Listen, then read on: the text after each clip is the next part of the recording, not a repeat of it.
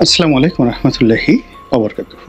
সম্মানিত দর্শক, আপনারা সবাই জানেন যে ৩ জন প্রধান নির্বাচন কমিশনার সহ ২০১৪, ২০১৮ এবং ২০২৪ সনের নির্বাচনের সাথে সম্পৃক্ত কর্তা ব্যক্তি ইনক্লুডিং শেখ হাসিনা, তাদেরকে আসামি করে যে মামলা হয়েছে সেই মামলায় ২ জন প্রধান নির্বাচন কমিশনার গ্রেপ্তার হয়েছেন এবং এই নির্বাচন কমিশনার মানে প্রধান নির্বাচন কমিশনার মধ্যে জনাব নুরুল হুদা, যিনি ২০১৮ সনের নির্বাচনটি পরিচালনা করেছিলেন এবং ওই সময়টিতে বাংলাদেশের ইতিহাসে রীতিমতো রাজনীতির মির্জাফরি হয়েছিল। ২০১৪ যে নির্বাচনটা, এটি একতরফা নির্বাচন হিসেবে বা বিনা প্রতিদ্বন্দ্বিতার নির্বাচন হিসেবে পরিচিত। এর কারণ হলো বিএনপি অংশগ্রহণ করেনি। ২০২৪ সনে একই অবস্থা, কিন্তু ২০১৮ সনে মানুষের বেদনা অনেক বেশি, এই কারণে যে ওই সময়টিতে শেখ হাসিনা নিজে এমন কিছু কথা বলেছেন যার কারণে লোকজন তাকে বিশ্বাস করেছিল। তিনি বলেছেন যে আমি বয়স হয়ে গেছে, জীবনের শেষ প্রান্তে আমি এমন কিছু করব না যার কারণে জনগণ আমাকে মন্দ বলবে। দ্বিতীয়ত তিনি বলেছিলেন যে আমি বঙ্গবন্ধুর কন্যা, আমার একটা কমিটমেন্ট আছে।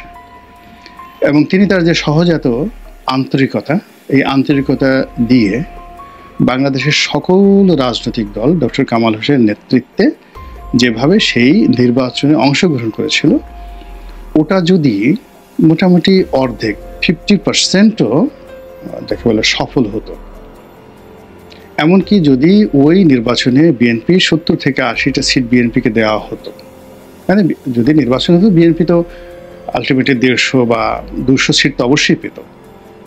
কিন্তু তারপরেও যদি ম্যানিপুলেশন করার পরেও যদি সেখানে 70 থেকে 80টি যাকে বলা হয় আসন দেওয়া হতো, এবং যেভাবে ডিক্লেয়ার করা হয়েছে, অর্থাৎ ভোট হয়েছে একভাবে, তারপরে ফলাফল শীট তৈরি হয়েছে একভাবে, আর ডিক্লেয়ার করা হয়েছে একভাবে। এটা 2018-তে এইভাবে হয়েছে, 2024 এইভাবে হয়েছে। 2-4টি সিটে ব্যতিক্রম ধর্মী 2-4টি সিটে সরকার করেনি বা পারেনি। এর বাইরে প্রায় 99% সিটেই যেটা হয়েছে, অর্থাৎ জনগণের মতো ভোট দিয়েছে, সেটা 5%, 10% ডাজ নট ম্যাটার। তারপরে রেজাল্ট শিট তৈরি করা হয়েছে, সেখানে দেখা গেল 40%, 48% বা 50%, এটা একটা রেজাল্ট শিট তৈরি করা হলো।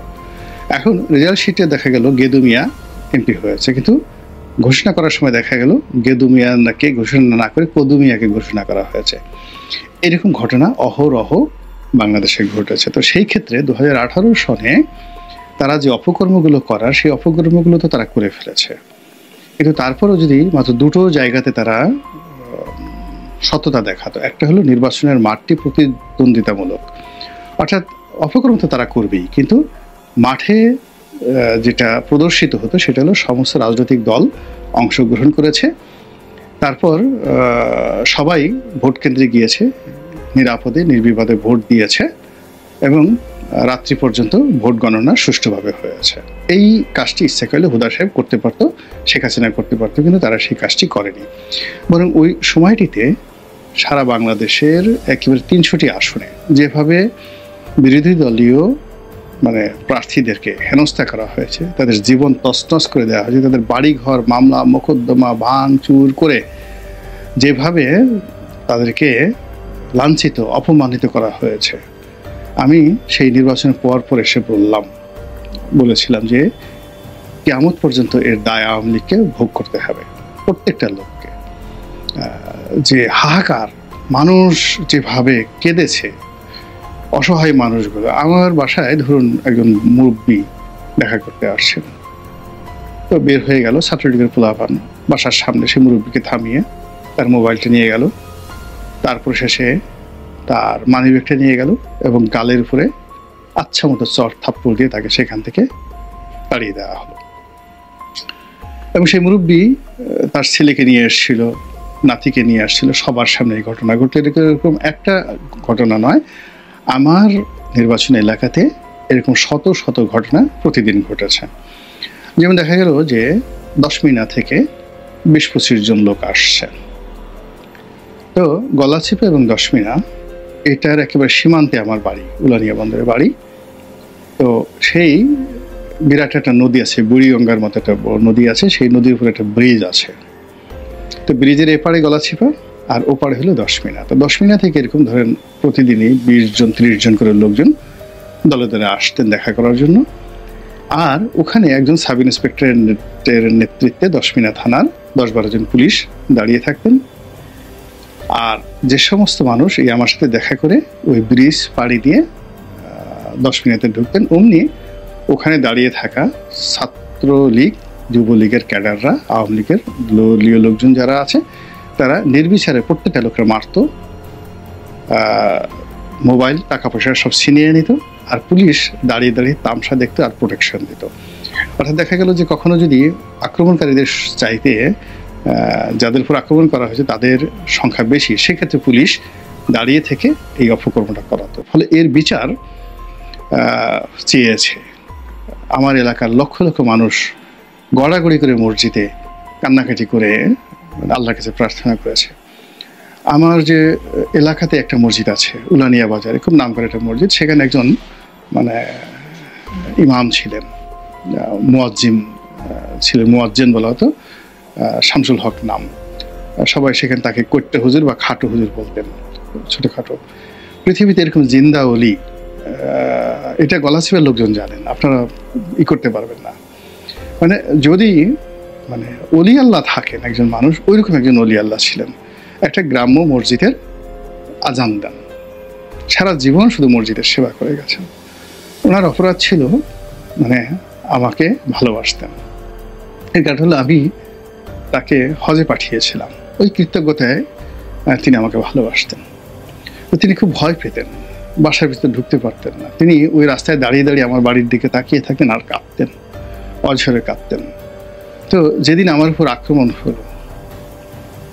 হলো সেদিন মসজিদে গড়াগড়ি করে সেই ভদ্রলোক কেঁদেছেন এবং ওই ঘটনার পর তিনি অসুস্থ হয়ে গেছেন এবং তিনি মারা গেছেন।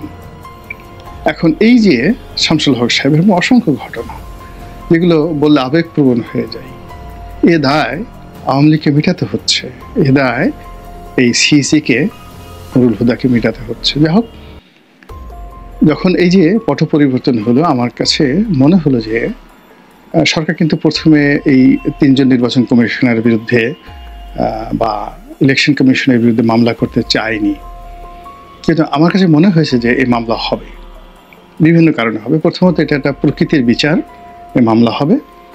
আর দ্বিতীয়ত, সরকারের জনপ্রিয়তায় ধস নামবে। আর যখনই জনপ্রিয়তায় ধস নামবে, তখন এই মামলা করে জনগণের সমর্থন পাওয়ার চেষ্টা করবে। এবং ঠিক সেম ঘটনাটা ঘটলো। এই 3 জন সিইসিকে আসামি করে মামলা, এবং সেই মামলায় নুরুল হুদা সাহেব গ্রেপ্তার হলেন এবং তার প্রতি যে আচরণ করা হলো, অর্থাৎ তাকে যেভাবে গালে জুতা মারা হলো, তার গলায় যেভাবে জুতার মালা পরানো হলো, এটাও যাকে বলা হয় কিয়ামতের ময়দানে এই লোকটি যে লাঞ্ছিত অপমানিত হবেন, তার একটা নমুনা আল্লাহ এখানে ঘটিয়ে দিলেন। এবং তিনি যে মুনাফিকি করেছেন, ওই সময়টাতে তিনি যে দাম্ভিকতা দেখিয়েছেন, মুনাফিকি করেছেন, তিনি যে লোভ দেখিয়েছেন, নিজে অর্থের প্রতি, পদবীর প্রতি, দলের প্রতি, আওয়ামী লীগের প্রতি যে যাকে বলা হয় পক্ষপাতিত্ব করেছেন, তার সঙ্গে সঙ্গে আবার তার ভাগ্নেকে আওয়ামী লীগের মনোনয়ন দিয়ে যেভাবে তিনি এমপি করেছেন, এখন তার এই সারা জীবনের যে অর্জন, গত 15 বছরে তিনি যা অর্জন করেছেন, বা তার একটা জন্ম থেকে এই পর্যন্ত যা অর্জন করেছেন, দেখেন তো 1 মিনিট যে সময় তার গালের উপর জুতা মারা হলো, এর সঙ্গে অন্য কোনো কিছুর তুলনা হয়?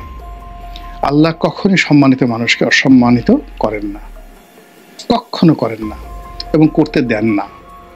আল্লাহ যাদেরকে ভালোবাসেন তাদের মর্যাদাটা এভাবে সমুন্নত রাখেন যে সারা পৃথিবীর কীটপতঙ্গ সবাই চেষ্টা করেও তাদের অসম্মান করতে পারে না। কিন্তু আল্লাহকে যখন যারা বেইজ্জতি করে ফেলে এবং আল্লাহর দেয়া নিয়ামতকে যখন যারা পচিয়ে দেয়, তখন আল্লাহ তাদেরকে এভাবে লাঞ্ছিত করেন এবং অপমানিত করেন। তো ফলে কি হলো, ওই যে আমার একটা প্রেডিকশন ছিল যে এরকম মামলা হবে এবং এরা গ্রেপ্তার হবেন, এবং সেই ঘটনা ঘটেছে। আবার এখন আমার যেটা মনে হচ্ছে যে সামনে যে সময় আসছে, সেই সময়টিতে সরকারের সাথে অনেক রাজনৈতিক দলের বিরোধ হবে, বিপত্তি হবে এবং সরকারের জনপ্রিয়তা এখন যা আছে আরও কমতে থাকবে। তো সেই ক্ষেত্রে সরকারের কিছু কর্মকাণ্ড লাগবে, যে কর্মকাণ্ডে সকল জনগণ যাকে বলা হয় সমর্থন যোগাবে। সরকারের এমন কিছু পদক্ষেপ নিতে হবে যে পদক্ষেপে রাজনৈতিক দলগুলো কিছু বলার থাকবে না ধন্যবাদ দেওয়া ছাড়া, আর এমন কিছু কাজ যে কাজে রাষ্ট্র উপকৃত হবে। তো সেই দিক থেকে যদি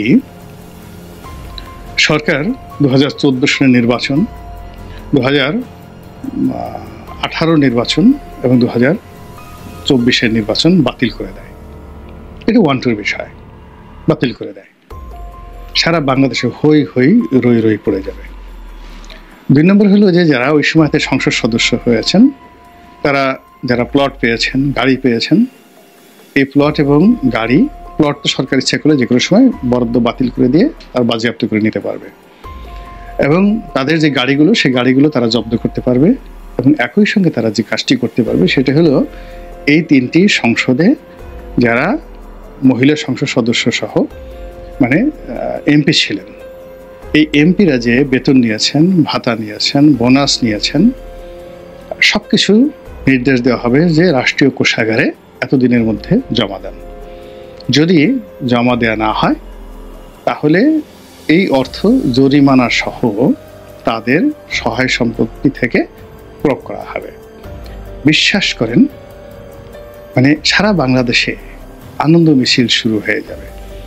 এবং আমার ভয় হচ্ছে যে আগামীতে জনপ্রিয়তার জন্য, জনসমর্থনের জন্য সরকার এই কাজটি করবে বা করতে পারে না, সরকার এই কাজটি করবে, এইরকম দিকেই পরিস্থিতি চলে গেছে। যেহেতু তারা মানে যেখানে বাবাকে মানে যে কোনো একটা অপরাধ, স্বামী স্ত্রী একটা অপরাধ করেছে, তো স্বামী স্ত্রী দুজনকেই ফাঁসিতে লটকানো হচ্ছে। তো সেখানে যে সন্তান পয়দা হলো, সেই সন্তানের যে ভবিষ্যৎ সেটা কী হতে পারে এটা খুব সহজেই বোঝা যায়। সে তো স্বীকৃতি পেতে পারে না। তো যেখানে তাদেরকে রাষ্ট্রদ্রোহিতে বলা হচ্ছে, তারা যে নির্বাচন করছে সেই নির্বাচনটাকে অবৈধ বলা হচ্ছে। কাজেই অবৈধ নির্বাচনের মাধ্যমে যারা পদপদবি পেয়েছেন, রাষ্ট্রীয় সুযোগ সুবিধা পেয়েছেন, তাদের সেই সুযোগ সুবিধা সেটা পরিমাণে অল্প হোক আর বেশি হোক, সেগুলো রাষ্ট্র যদি ফেরত নেওয়ার চেষ্টা করে, বাংলাদেশের ইতিহাসে এটা একটা মাইল ফলক হয়ে যাবে। এবং একই সঙ্গে সাধারণ যারা আম জনতা, তাদের মধ্যে উল্লাস মানে ধ্বনি শুরু হয়ে যাবে এবং চারিদিকে শুধু ডক্টর মোহাম্মদ ইউনূসের জয় জয়কার শুরু হয়ে যাবে। এবং এত জয় জয়কার শুরু হয়ে যাবে যে এখন যারা তার বিরোধিতা করছেন, যে কোনো রাজনৈতিক দল ইচ্ছে করে ডক্টর মোহাম্মদ ইউনূসের বিরুদ্ধে একটা টু শব্দ করতে পারবে না। এবং সেই ঘটনার পর তিনি যদি কঠোর হন, মানে যেহেতু একটা জনপ্রিয় বিষয়, সেই বিষয় নিয়ে পুলিশকে লেফট রাইট করান, আর্মিকে লেফট রাইট করান যে ধরো এই এমপিদেরকে, ধরো এমপিদের সম্পদ আনো, যা কিছু আনো, এবং তারা যেহেতু জনগণের সমর্থন আছে, তারা সেই কাজ করতে বাধ্য হবে।